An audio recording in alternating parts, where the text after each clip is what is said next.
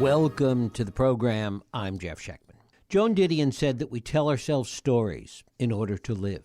It's the power of narrative that shapes every aspect of our lives. We rush to tell stories to our friends and family to validate our experiences. We buy products and brands because of the story they tell us. We vote, make friends, and even enemies by virtue of the stories that we believe. Narrative has an emotional pull on us. Sometimes we take away joy, anger, laughter, or sadness. People don't rush out in large numbers to see PowerPoints or policy discussions or even most documentaries. But they will react and rush to see dramas or comedies or horror movies. They will like or dislike social media based on the stories they've ingested. It all sounds so simple, so logical, but it's often lost in the cacophony of noise, data, and information that surrounds us every day. We're going to talk about this with my guest, Frank Rose. Frank Rose's previous book is The Art of Immersion, a landmark look at tech and narrative. He's a former contributing editor of Wired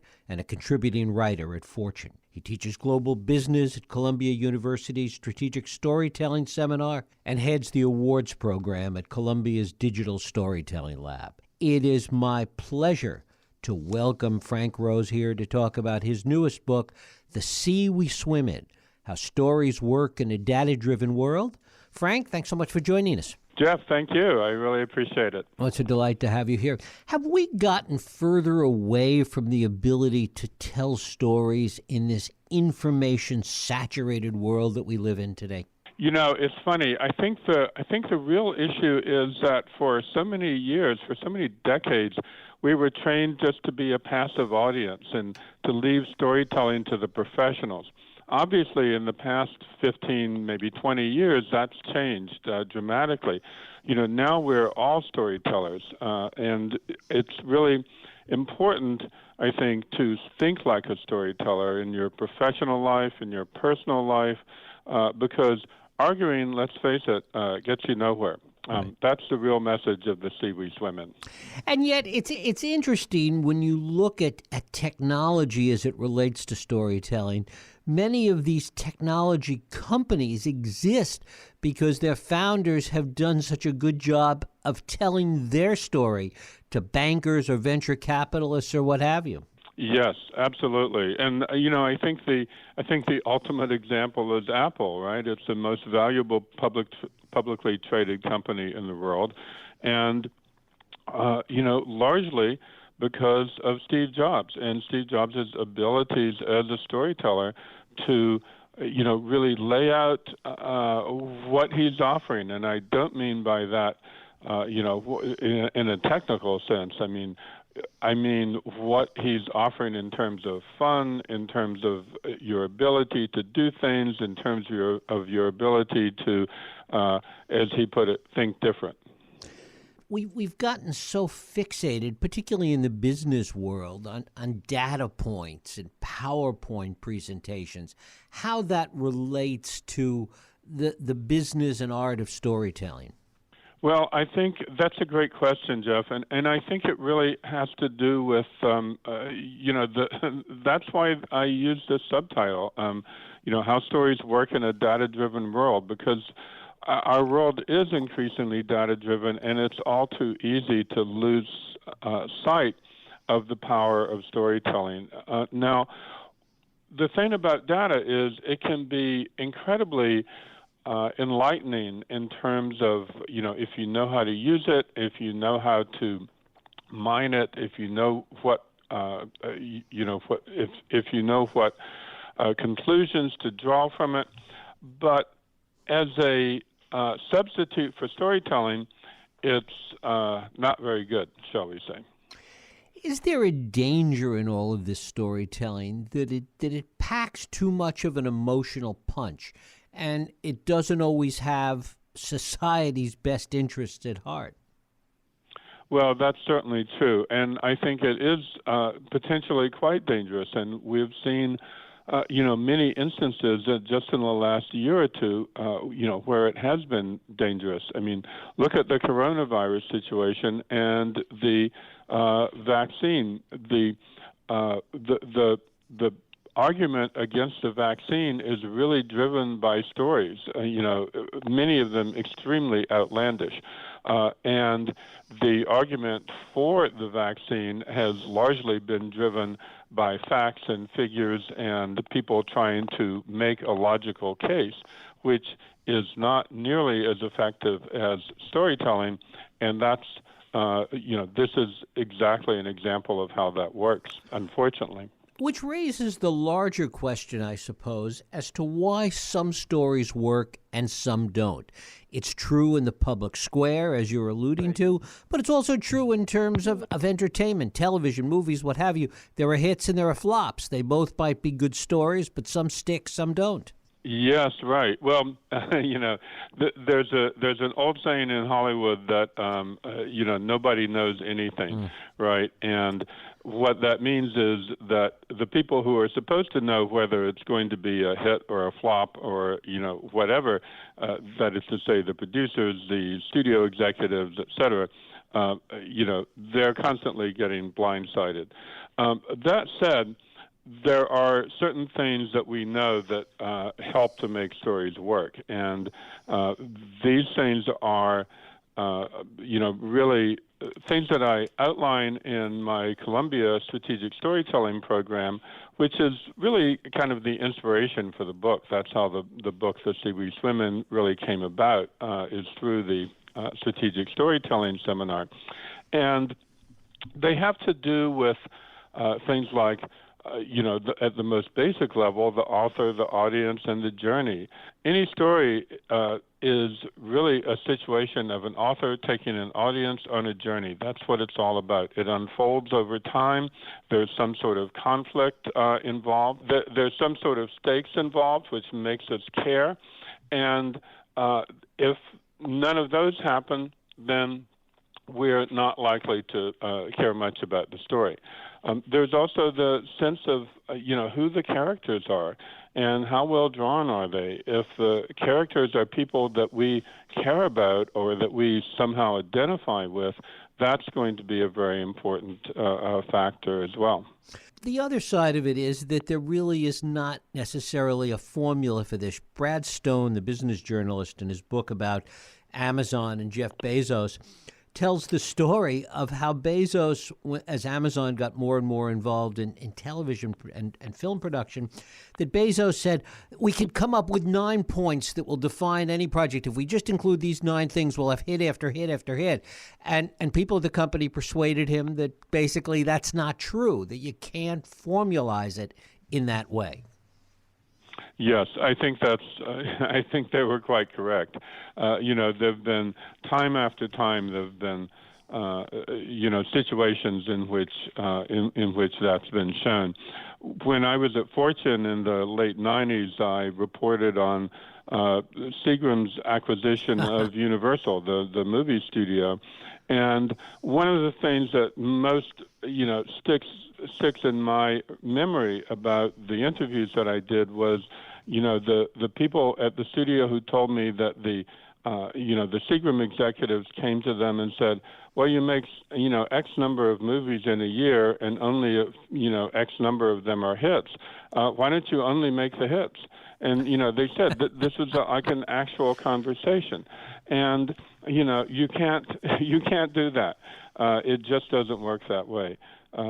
Stories are, there's a bit of magic to a successful story, and it really means that you can't reduce it to a simple formula like that. Talk about the way you've seen it play out, narrative and storytelling play out in our politics today. Well, that's certainly, a salient example, right? I mean, the thing about Donald Trump, and I have to say I'm not a fan by any means, but the thing about Donald Trump is that he has a coherent story. His presidency might not have been terribly coherent, but the story behind it and the story about him as a candidate, is very on point for what he wants to do. And that's, I think, a very telling example of, the power of stories and their ability to, sort of if you will, pull the wool over us, pull the wool over our eyes. It's entirely too likely that someone can come along and tell some kind of story that makes no sense, that is not true, and yet people will believe it. The ultimate example of that, of course, is the big lie that he, won the election in a landslide and it was stolen away from him, which is a completely outrageous story and a complete fabrication, and yet millions and millions of Americans believe it. And it really goes to the line between storytelling, or really the nexus, I guess, between storytelling and propaganda. Yes, I mean, exactly. Propaganda is really, storytelling that has been weaponized. And, we see that time and again. Sometimes we see it in relatively benign situations as in advertising and so forth. But we often see it in situations like politics and in our current environment, certainly in medicine. What is the connection, as you see it, between storytelling and the appeal of stories and social media today? Well, that's a great question. Social media is really all about stories, and it's especially in the case of Facebook. We have this kind of bizarre situation, I think, where all these baby pictures and fuzzy animal pictures and so forth coexist with this often sort of rabid propaganda, and it's not just in the United States by any means. In fact, it's there have been examples in Southeast Asia and other parts of the world where hate groups have materialized and have mobilized people to, in some cases, actively commit massacres. And it's really a horrific situation. It's something that I don't think any of us imagined would happen when social media first came along, which is to say more or less around 2005. And yet we have this situation in which companies like Facebook and YouTube, which is a subsidiary of Google, in which companies like this are motivated to promote engagement at all costs.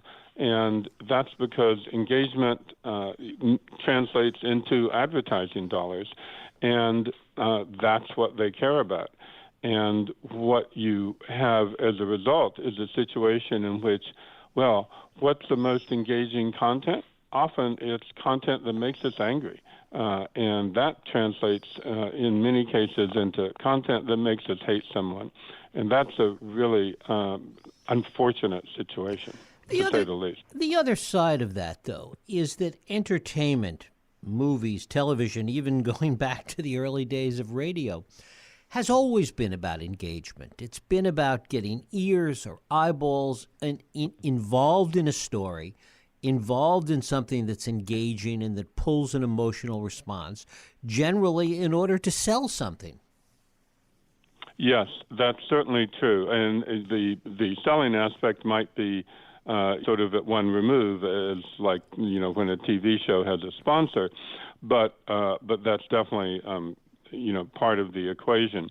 The thing about stories is that they encourage us to imaginatively project ourselves into the story and into the world of the story.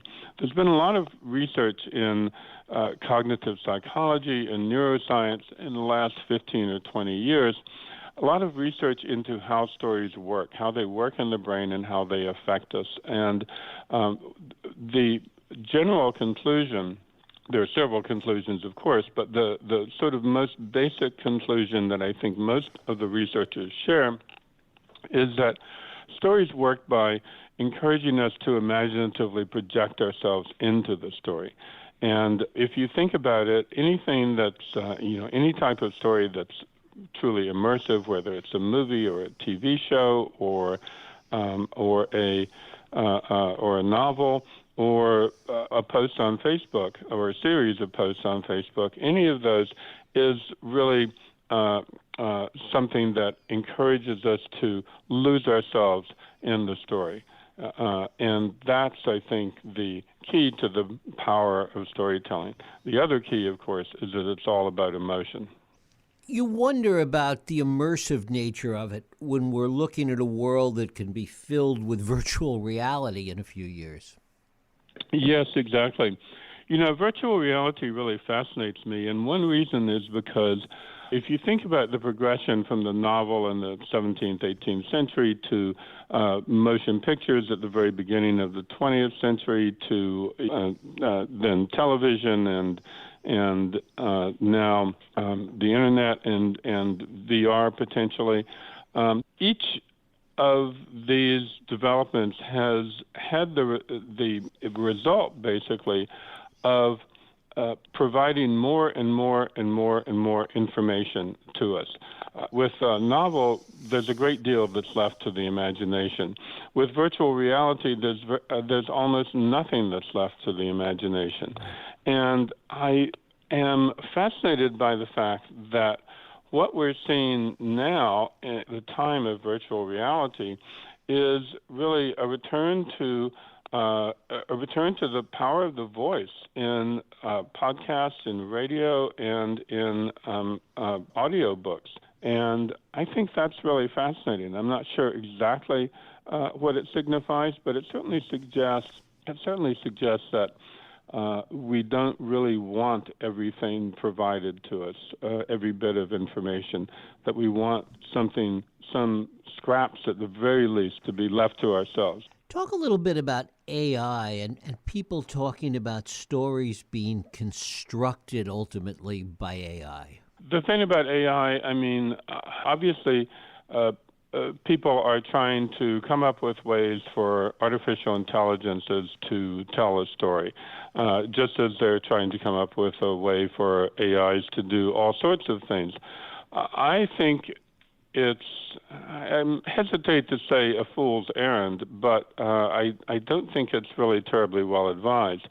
I think that AI can certainly help us to tell stories, but I don't think an AI that, for example, does not have a human body, does not have any real understanding of us or who we are or what we're like or what we're made of, is going to be able to tell stories that really affect us, that really grab us emotionally. So, if it does, great, but I don't think that's likely to happen. There are certainly instances where AIs can tell stories, and they're basically stories that have to do with a lot of facts, because certainly an AI can marshal facts. But a story that has to do with emotion, that relies on the emotions, I think that's rather unlikely for the foreseeable future. Talk a little bit about the role, the importance of storytelling as it relates to science. I know you wrote for Wired for a while, and thinking about using stories to think about the future. Yes, well, I think that's really critical, especially when we are facing the kind of future we're facing now, which is to say, one that's really defined by climate change. What are young people learning about story today? Talk a little bit about the work you do at Columbia and how storytelling is seen as part of the world today by a younger generation. Sure.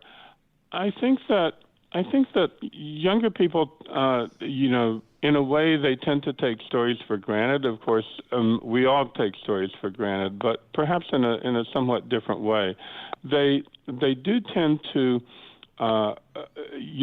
take for granted this idea that we are all storytellers. I think it's really older generations that recall the days, before the internet became as critical in our lives as it is now. I think that younger people, because of social media, because of the ubiquity of social media, because it's so easy to make videos and share them online, I think that younger people, really understand this idea that we're all storytellers. And that is, I think, a really critical difference between older generations and younger generations today. Does that give you hope? Does that encourage you in terms of what the future looks like for the next generation? Well, yes, it does, actually. I always tend to be encouraged by things like that. And I think that, I'm really gratified by the degree of media savvy that younger generations, millennials, and Gen Z certainly are showing compared to older generations such as my own. And I think that's wonderful. I mean, it's really because of this media savvy. It's one of the key reasons that advertising, as it was traditionally practiced, no longer works. You can't interrupt somebody's TV show and spout information at them for 2 or 3 minutes, which is what happens, and expect them to buy it. So it's no wonder that that people use ad blockers online and skip commercials on TV. The only way advertising is going to work is if it provides stories, which is to say entertainment. If it has some sort of emotional hook that's going to grab us. The other side of that is the importance of understanding storytelling in a classical form and classical education, even for those that are going to be involved in the world of technology. Yes, absolutely. There's this sense that anthropology is something that is sort of old hat these days, but I don't think that's true at all. Anthropology is really the study of humans and human societies, and I think that it's really critical and more critical than ever for us to understand one another, to understand how we work, to understand what makes us tick, and what motivates us and how to motivate us. And these are really crucial skills, and storytelling is very much at the center of that. Frank Rose, his book is The Sea We Swim In: How Stories Work in a Data-Driven World. Frank, I thank you so much for spending time with us. Thank you, Jeff. I totally enjoyed it. Thank you.